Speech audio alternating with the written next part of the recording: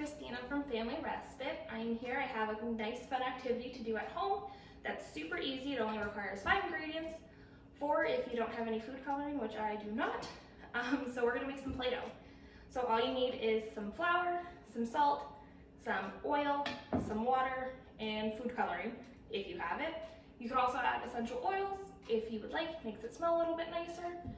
So what you're going to do, first you're going to start off with a cup of flour. You're going to mix that with a 1/4 cup of salt. You're just going to mix that until it is nice and incorporated together. Then you're going to measure out your water. That's where you would add your food coloring, if you had some. For the purposes of this video, it'll be white. So you're going to start with about 1/2 cup of water. Just add it to your flour and salt mixture. If you need a little more, you can add a little more. If it's also too wet and sticky, you could add some more flour. So you're just going to stir that until it comes to a nice dough ball. It takes a couple minutes, and you might need to add some more flour if it gets too sticky, which this is a little too sticky. So just going to add like a teaspoon or a tablespoon at a time. You don't need to add too much, and then you're going to keep stirring it.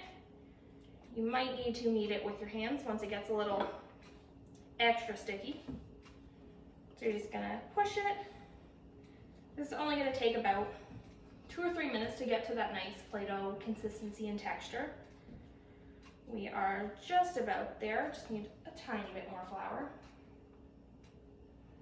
Just gonna keep mixing it until basically it doesn't stick to your hands anymore. So we are just about there. And then, once you are at this spot, you are going to add a teaspoon of oil. I've made this before, and a teaspoon kind of was a lot, so you might want to start with maybe 1/2 teaspoon or 3/4 of a teaspoon. So we have that over here. And the oil just kind of gives it that feel of Play-Doh. It makes it a little wetter, a little easier to play with. So you're just going to do that. You're going to keep kneading it for a couple more minutes. And eventually, you are going to get a ball of Play-Doh. I made one earlier. As it sits, it does firm up a little bit better, so it makes it a little easier to play with and a little more pliable. As you can see, I made a snail. But yeah, so you play with this for as long as you want. The recipe I read said that it stores better in the fridge.